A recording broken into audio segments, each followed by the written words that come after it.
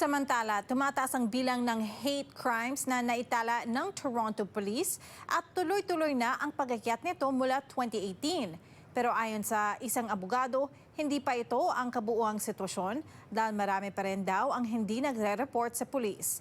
May report si Teresa Redula. Since October 7th, we have attended 1,556 suspected hate crime calls for service, an average of 156 calls a month. Bumaba man ang bilang ng hate crime calls sa Toronto Police ngayong Hulyo kumpara noong Hunyo.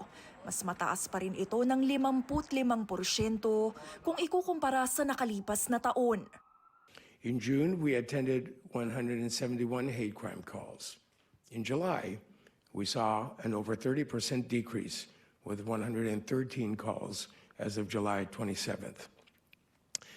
While this decrease is welcome, I do want to acknowledge that just this past week, we have been reminded about the terrible impact these occurrences can have on our communities. Marami ang nananawagan sa hate crime unit ngayon na imbestigahan ang natagpo ang school bus na nasunog sa North York. Hindi pa alam kung ano ang sanhi ng sunog, pero isinaad ng pulis sa City News na iniimbestigahan nila ito bilang arson. I want to reassure our communities again that Toronto Police fully investigates every reported incident in an effort to hold those responsible accountable. Dagdag ng hepe, higit na mas marami ang anti-Semitism sa mga reported hate crimes kumpara sa anumang kategorya ngayong taon.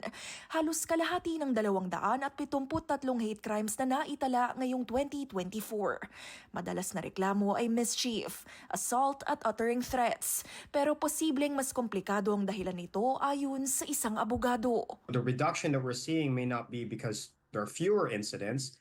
It's just that maybe there are more incidents, but people have fewer resources to understand.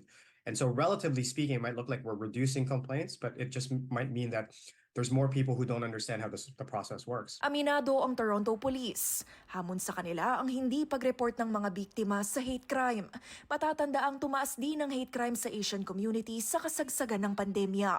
At nababahala si Sagil na posibleng ramdam pa rin ang epekto nito hanggang ngayon. People are just maybe accepting it, which is a sad thing to think about. That people are now accepting it as a daily part of their reality, that they're not even considering it as an exception anymore, that they need to file a complaint about.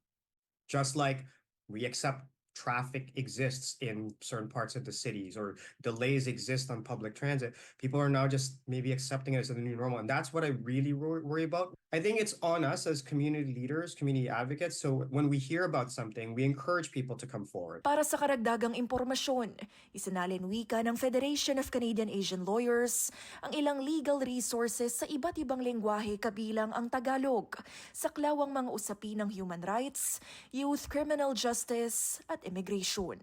Teresa Redula, Omni News, Toronto.